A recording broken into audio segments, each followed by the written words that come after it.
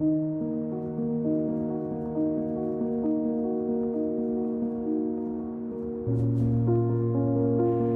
کی اس ویڈیو میں پیر و مرید کا ایک مکالمہ پیش کیا جائے گا، جس میں مرید ہندی کو اقبال سے تشبیہ دی گئی ہے اور پیر رومی کو مولانا رومی سے۔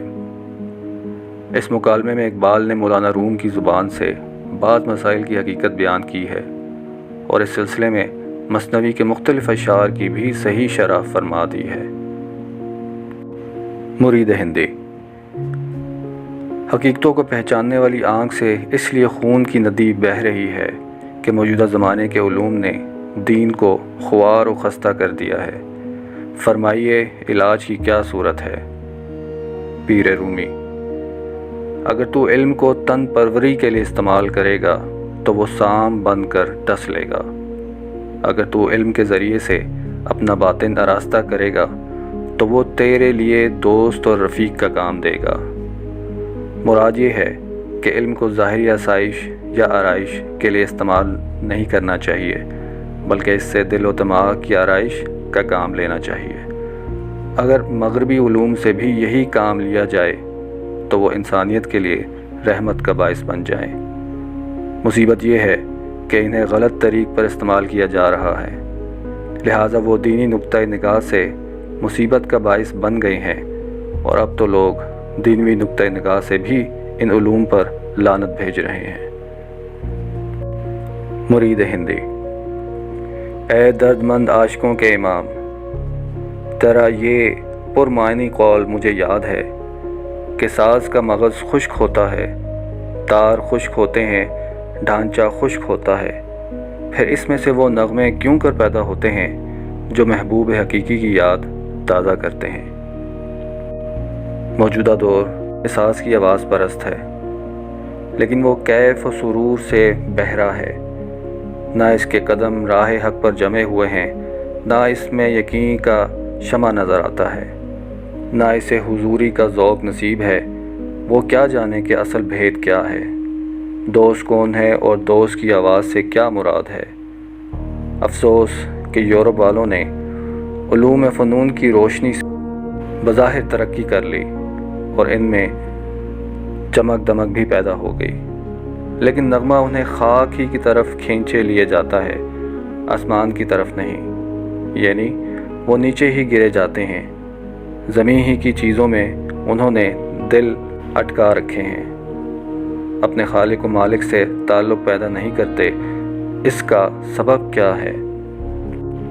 پیر رومی: ہر وجود اس بات پر قادر نہیں کہ نغمے سے صحیح فائدہ اٹھائے۔ دیکھو، انجیر ہر پرندے کی غذا نہیں۔ مراد یہ ہے کہ جس طرح انجیر جیسا لذیذ پھل ہر پرندہ نہیں کھا سکتا، اسی طرح موسیقی سے صحیح فائدہ بھی ہر شخص نہیں اٹھا سکتا۔ یورپ کی کم نصیبی ہے کہ وہ اپنے آپ کو حقیقی سماع کا اہل نہ بنا سکا۔ مرید ہندی: میں نے مشرق و مغرب کے تمام علم پڑھ لیے، لیکن ان علوم سے روح کے غم اور دکھ کا مداوع نہ ہو سکا۔ کھٹک اب تک چلی جا رہی ہے، اسے دور کرنے کے لیے کس کے پاس جاؤں؟ پیر رومی: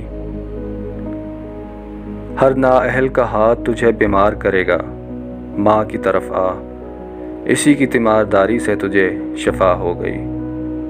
مراد یہ ہے کہ صرف علوم و فنون پڑھ لینے سے کبھی کسی کو کچھ حاصل نہیں ہوا۔ روح کی کھٹک کا علاج وہی کر سکتے ہیں جنہیں خدا نے انسانوں کی صحیح تربیت کے لیے بھیجا ہو، جس طرح ماں بچوں کی تربیت کرتی ہے، یعنی اہل حق۔ مرید ہندی: اے میرے پیر و مرشد، آپ ہی کی نگاہ سے میرے دل کی گتھیاں سلجھتی ہیں، مہربانی فرما کر یہ بھی بتا دیجئے کہ حکم جہاد میں خاص نقطہ کیا ہے؟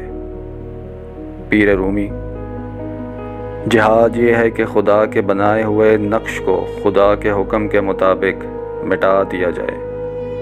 دوسرے لفظوں میں دوست کے کانچ پر دوست کا پتھر مارا جائے۔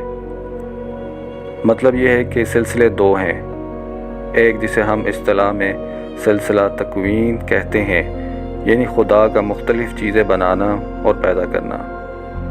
دوسرا سلسلہ امر کا ہے، یعنی خدا کے حکموں کا پابند رہنا۔ اس دنیا میں جو کچھ موجود ہے وہ تکوین کا کرشمہ ہے۔ انسان کا فرض یہ ہے کہ خدا نے جو حکم دے دیے ہیں ان کی پیروی کرے اور انہی کے مطابق تکوین میں رد و بدل کرتا جائے۔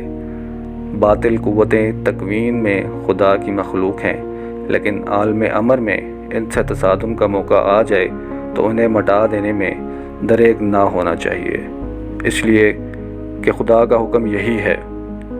مانا کہ کانچ دوست نے پیدا کیا، لیکن اگر دوست کہتا ہے کہ اس پر پتھر مارو تو اس حکم کی تعمیل میں تعمیل غیر مناسب ہوگا۔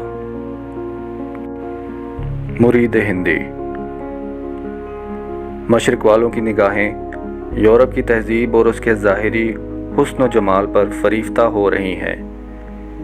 انہیں یورپ کی حسین و جمیل عورتیں جنت کی حور سے بھی زیادہ خوبصورت معلوم ہوتی ہیں۔ پیر رومی۔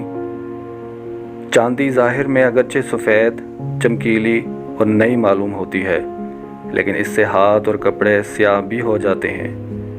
مراد یہ ہے کہ چیزوں کی ظاہری حالت پر نہ جانا چاہیے، ان کی حقیقی حیثیت پر بھی نظر رکھنی چاہیے۔